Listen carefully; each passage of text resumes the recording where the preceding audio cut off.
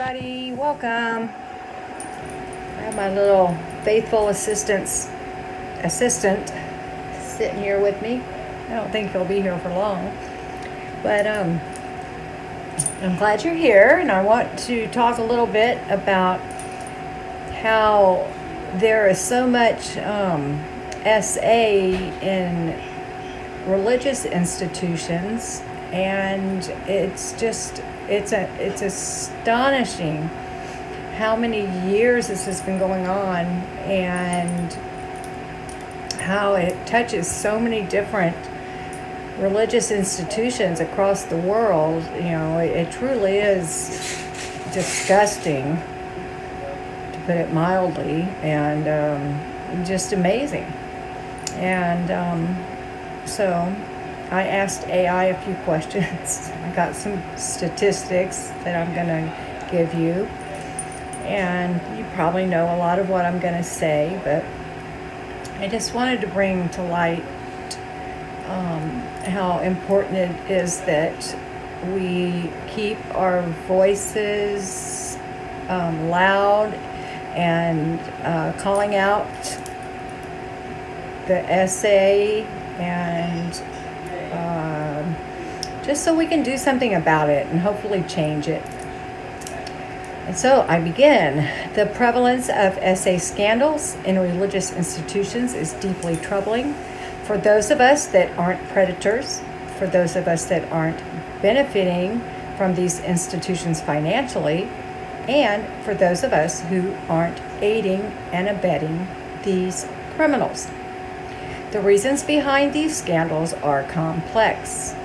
Many factors contribute to this issue, and some of these factors include: number one, power structures. Many religious organizations have hierarchical systems that concentrate power in the hands of a few individuals at the top. And in cults, as we've well observed, have only one individual leader at the top, and they have complete power. And I want to remind you, it's power that they take. These systems can create environments where abuse is easier to hide and victims feel powerless to speak. 2. Culture of secrecy. Institutions often prioritize their reputation over justice. For example, non-disclosure agreements and confidentiality policies have been used to keep abuse allegations hidden, as seen in cases involving Scientology and the LDS Church and the Catholic Church, and on and on and on. 3. Financial incentives. Protecting the institution's image often ties directly to financial stability.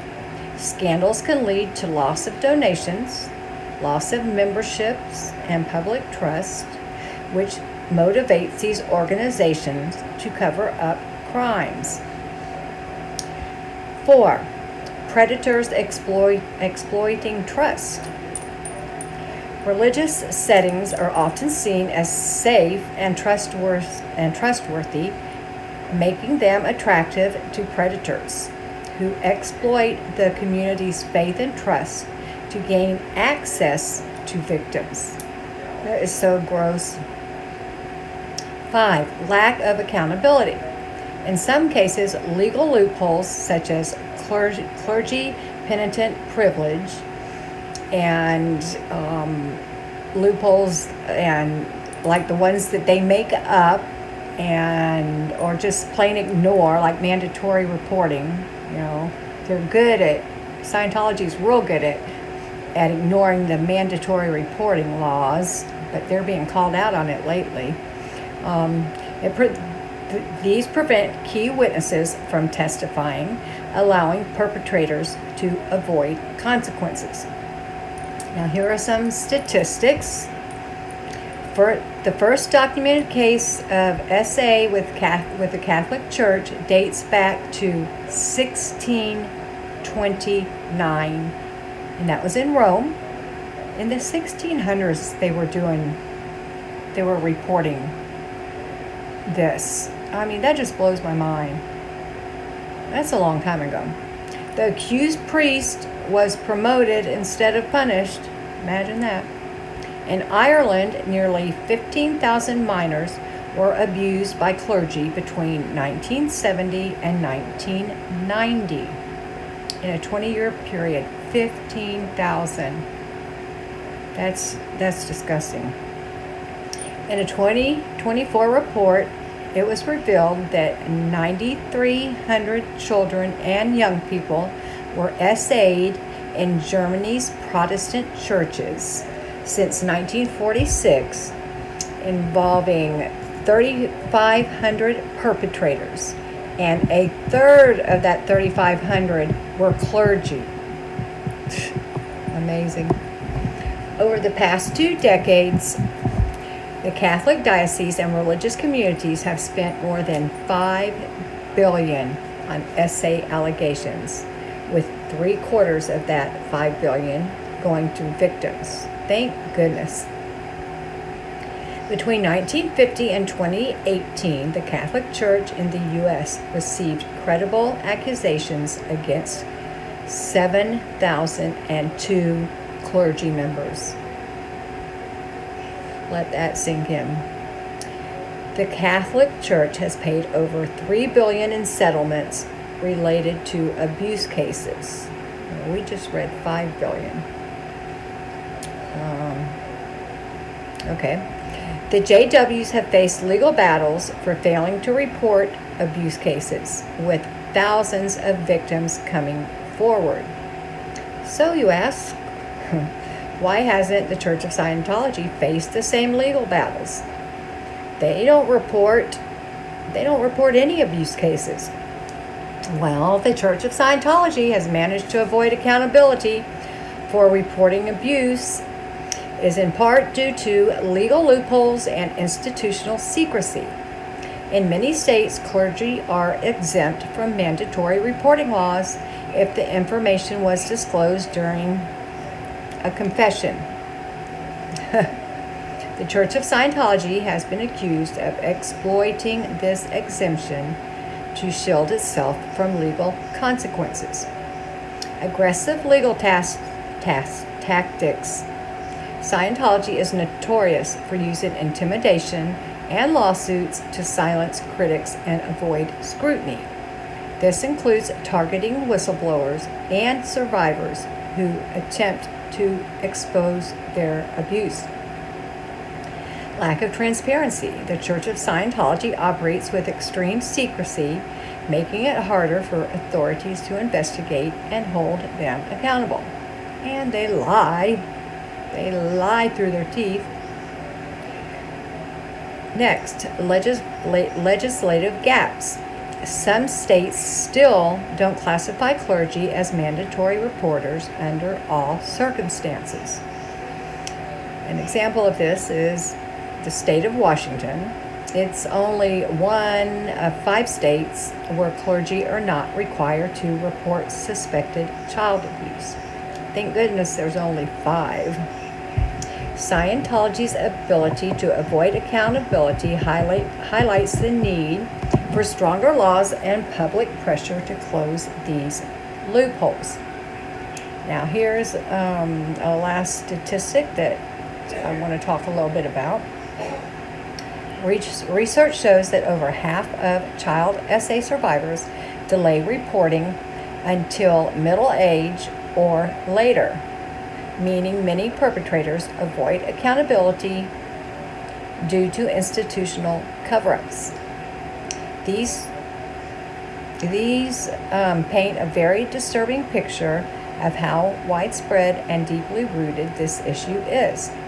These factors align with how the Church of Scientology exploit loopholes and laws, and